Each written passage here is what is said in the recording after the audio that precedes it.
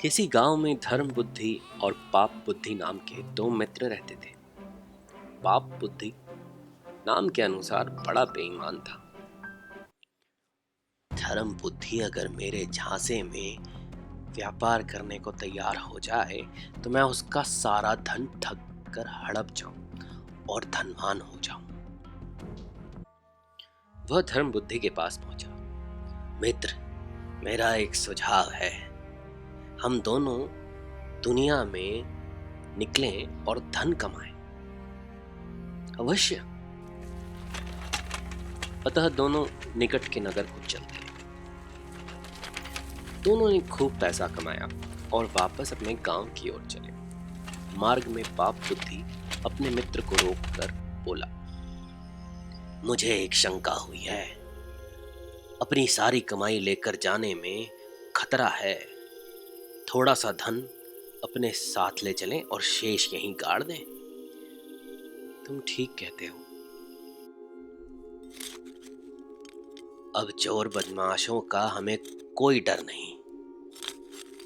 मैं वापस आकर सारा धन निकाल जाऊंगा। दोनों अपने अपने घर पहुंच गए। उसी रात कोई मुझे देख न ले, जल्दी काम कर डालूं। अगले दिन पाप बुद्धि धर्म बुद्धि के पास आया। मित्र, मेरा तो सारा पैसा खत्म हो गया।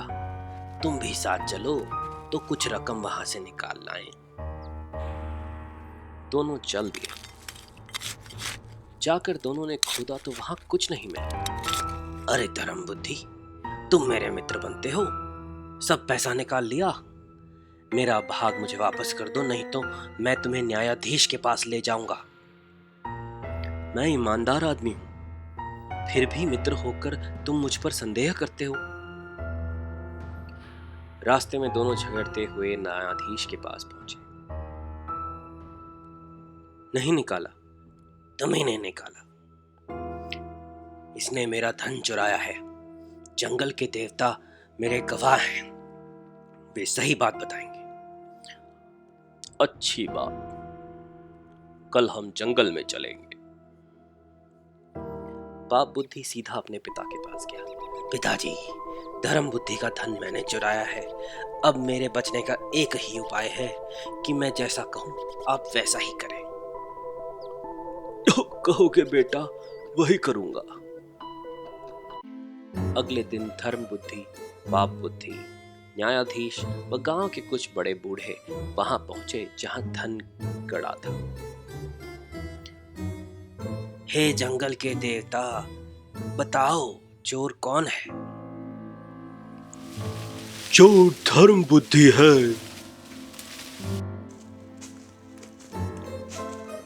और लोग तो चोरी के मामले की बातें करने लगे। धर्म बुद्धि सूखे पत्ते और टहनियां जमा करने लगा। पत्तियों टहनियों को उसने पेड़ के निकट कोटर के पास जमा किया और उनमें आग लगा दी। आग की लपटें जैसे ही पेड़ के कोटर में पहुंचने लगी कि पाप बुद्धि का पिता उसमें से निकल आया।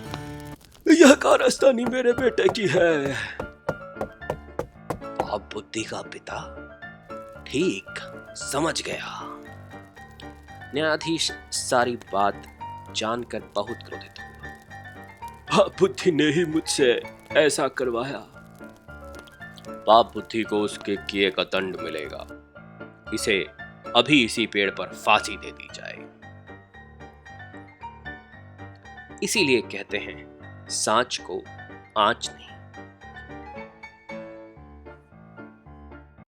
एक झील के पास एक कुंज में 3 मित्र रहते थे। एक कछुआ, कठफोड़वा और मृग।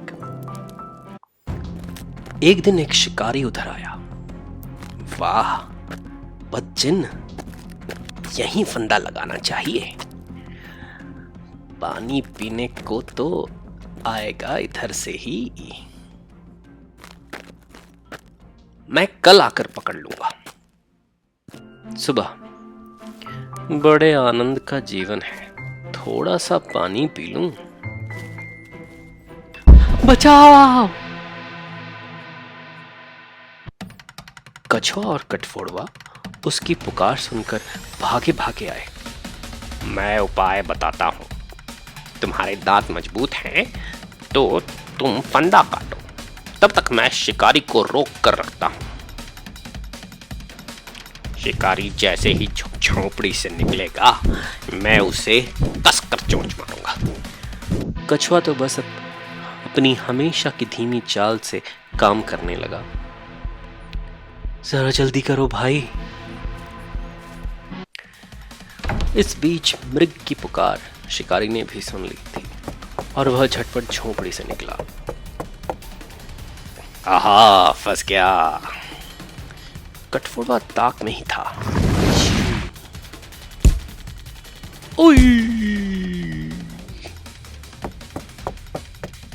झोपड़ी के भीतर ही ठीक रहेगा।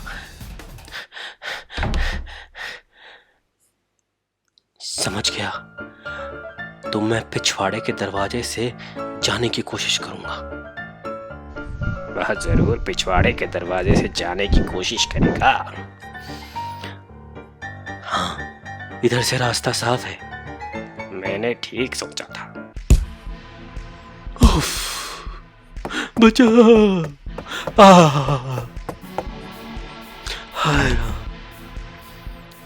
कटफोड़वा शिकारी को वहीं छोड़ अपने दोस्तों के पास उड़ चला। अरे दोस्त कछुए, जल्दी करो, शिकारी आता ही होगा। मैं पूरी कोशिश कर रहा हूं। मैं उसे आता देख रहा हूं। जल्दी भाग चलो यहां से। लेकिन बेचारा कछुआ, वही उसकी धीमी चाल। अच्छा, तू ही है वह बदमाश, तूने ही मृग को छुड़ाया है। तुझे मजा चखाऊंगा, तूने मेरे मुंह का ग्रास छीना है।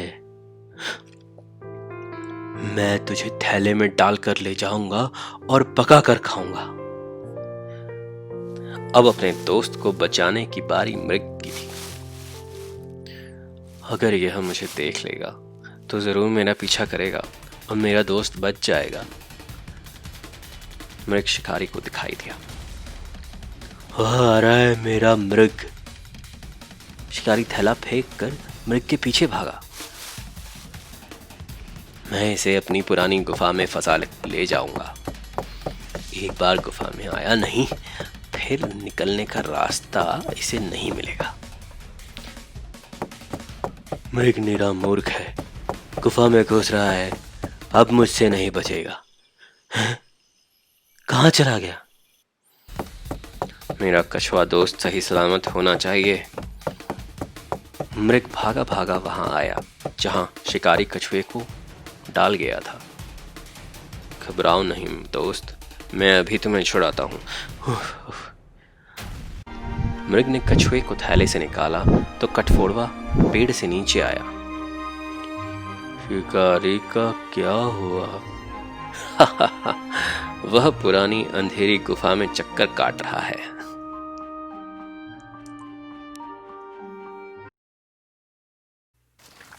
एक ब्राह्मण को दान में एक बछड़ा मिला। उसने उसका नाम नंदी विशाल रखा। उसने बड़े लाड़ प्यार से उसका पालन पोषण करके उसे तगड़ा बैल बना दिया। दयालु ब्राह्मण ने मुझे पिता जैसा प्यार दिया है, इस कृपा का बदला मुझे अवश्य चुकाना चाहिए। एक दिन किसी धनवान सेठ के पास जाकर कहो, मेरा बैल माल से लदी 100 गाड़ियां एक साथ खींच सकता है।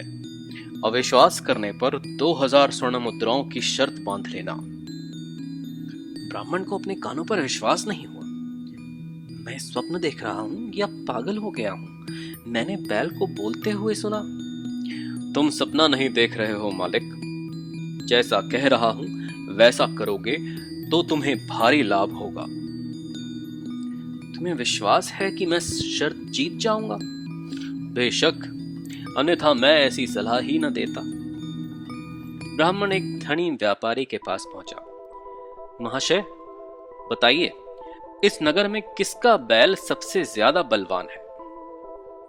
वैसे तो कई बैल बलवान हैं, लेकिन मेरे बैल जैसा कोई नहीं। अच्छा, मेरा बैल तो माल से लदी 100 गाड़ियां एक साथ खींच सकता है, आपका बैल उसका मुकाबला करेगा? व्यापारी हंसने लगा। मजाक करते हो? मजाक नहीं है। असंभव, कोई बैल 100 गाड़ियां नहीं खींच सकता। चाहो तो शर्त लगा लो। शर्त 1000 स्वर्ण मुद्राओं की होगी। मंजूर है। निश्चित समय पर कंकड़ पत्थर और बालू से लदे 100 गाड़ियों के साथ ब्राह्मण तैयार था। कुछ ही देर में 1000 स्वर्ण मुद्राएं मिल जाएंगी। इनके अलावा मेरे जीवन भर की बचत 1000 मुद्राएं हैं। इस प्रकार मेरे पास 2000 स्वर्ण मुद्राएं हो जाएंगी। नंदी विशाल के गले में माला पहनाकर उसने उसे सबसे आगे वाली गाड़ी में जोत दिया। उन मुद्राओं से मैं और बहुत से बैल खरीदूंगा और शर्तें बंधूंगा। फिर तो नगर का सबसे धनी आदमी बन जाऊंगा। सब मेरी बंदगी किया करेंगे। इन विचारों से ब्राह्मण का दिमाग फेर दिया। उसका स्वभाव ही बदल गया। चल दुष्ट, खींच, जल्दी कर कमबख्त। अपने मालिक के कड़वे बोल और दुर्व्यवहार से बैल के दिल को चोट पहुंची।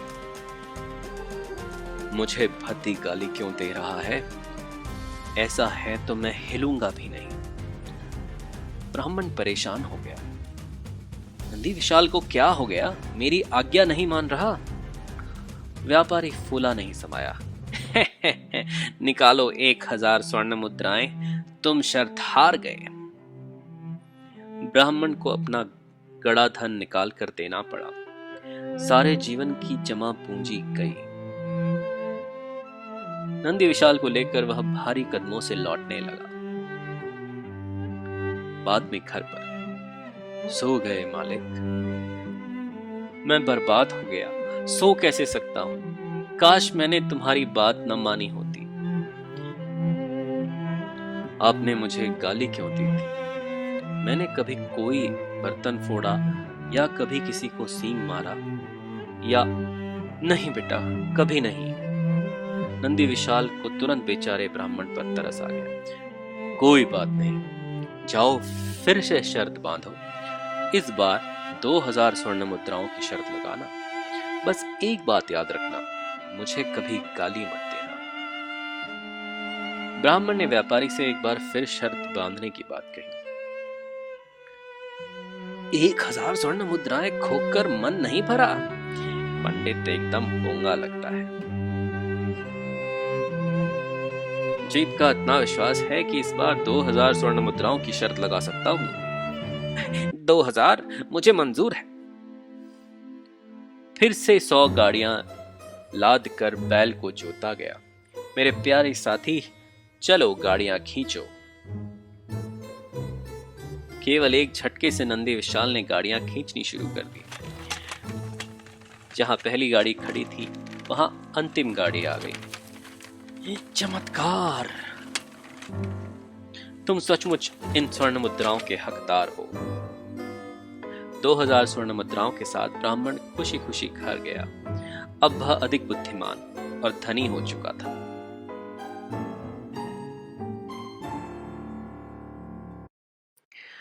बहुत वर्ष पहले पाटलिपुत्र में शुभदत्त नामक एक मनुष्य रहता था। वह अत्यंत गरीब था। वह परिवार बहुत बड़ा होने के कारण मुश्किल से गुजारा कर रहा था। हर सवेरे लकड़ी लेने के लिए वह जंगल जाता। कम से कम आज तो बच्चों का पेट भरे। संध्या होते ही वह बाजार जाकर लकड़ी का बोझ बेचता। लो शुभदत्त, तुम ईमानदार हो, इसीलिए तुम्हें 1 रुपया दे रहा हूं। 1 रुपया? इससे तो 3 दिन काम चलेगा। एक दिन लकड़ी लेने वह घने जंगल में आ गया। आज तो जंगल के भीतर से लकड़ी लानी पड़ेगी। जंगल के बीचों बीच एक खुली जगह थी। वहां उसने 4 यक्षगण देखे। उन्होंने दिव्य वस्त्र तथा गहने पहने हुए थे। उन्हें देख शुभदत्त घबरा गया। आप कौन हैं? आगे आओ भैया, घबराओ मत। हम यक्षगण हैं और कुछ समय के लिए इस जंगल का आनंद लूटने आए हैं। तुम गरीब और भूख से व्याकुल नजर आते हो। जब तक हम इस जंगल में हैं, तुम हमारे सेवक बनकर रहो। अपने परिवार की चिंता ना करो, उनकी भी देखभाल हो जाएगी। पत्नी बच्चे, अच्छे वस्त्र पहने, खाएं पिएं, इससे अच्छा क्या हो सकता है? आपकी कृपा है, मैं आपकी सेवा करूंगा। उस दिन से शुभदत्त यक्षगणों की सेवा करने लगा। आपके स्नान के लिए जल लाया हूं स्वामी। जब भोजन का समय हुआ, मुझे भूख लग रही है। जंगल की हवा कितनी अच्छी है। शुभदत्त, हमें उस कलश में से भोजन निकाल कर परोसो।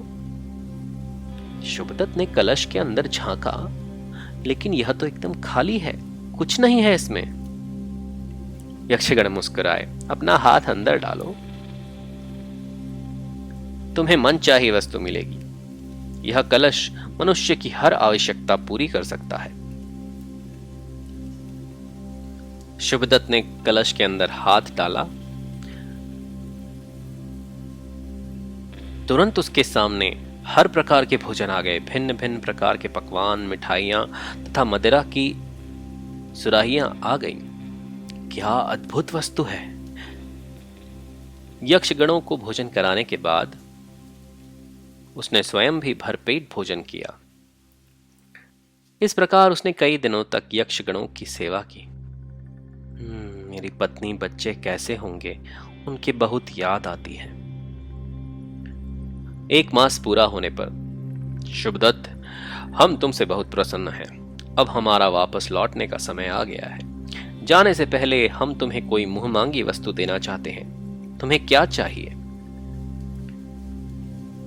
शुभदत्त अपने परिवार के पास जाने के लिए खुश था। विनम्रता से हाथ जोड़कर वह बोला, कृपया मुझे यह अनंत कलश दे दीजिए। ओ शुभदत्त, यह तुमने क्या मांगा? तुम्हें उसे बड़ा संभालना पड़ेगा। यदि टूट गया तो उसकी सारी शक्ति चली जाएगी। यक्षगणों ने उसे समझाने का प्रयत्न किया, परंतु शुभदत्त को वह कलश ही चाहिए था। ठीक है, कलश ले लो, लेकिन हमारे शब्दों का ध्यान रहे। यह कहकर यक्षगण आकाश की ओर बढ़े। शुभदत्त अपना अद्भुत कलश लिए उनकी ओर देखता रहा। बड़ी खुशी से वह अपने घर की ओर चला। उसका मन हल्का था और गुनगुनाता हुआ वह जंगल के दृश्यों से मोहित हुआ चल रहा था। अब न उसे कष्ट करने पड़ेंगे, न उसका परिवार भूखा रहेगा। पिताजी, पिताजी, पिताजी आ गए। आओ भाग्यवान, आज हमारे सारे बंधुओं को बुलाओ। आज हम सबको आनंद भोजन कराएंगे। पत्नी को भेजकर शुभदत्त ने कलश में से भिन्न भिन्न प्रकार के स्वादिष्ट पकवान निकाले। फिर सावधानी से कलश को ऐसे कोने में छुपाया जहां कोई उसे ढूंढ ना पाए। यह जगह किसी को पता नहीं चलेगी। अब शुभदत्त के सारे संबंधी आने शुरू हुए, पुरुष, स्त्रियां तथा बच्चे। शुभदत्त ने उनका बड़ी खुशी से स्वागत किया। लोगों ने बहुत आनंद लिए। खाने पीने की कोई कमी न थी। और थोड़ा लीजिए, क्या स्वादिष्ट है यह खीर। कितना गरीब था यह, इतना सारा भोजन उसने कहां से लाया? जानने का प्रयत्न करें। शुभदत्त को उन्होंने अधिक मदिरा पिलाई। बताओ शुभदत्त, तुम्हारी इस सफलता का राज? हाँ भाई, बताओ तो। शुभदत्त को अब नशा चढ़ गया था। उसने बोलने का प्रयत्न किया, परंतु कोई शब्द न निकला। वह उत्तेजक हो उठा और कलश लाने के लिए अंदर गया। कहां जा रहा है?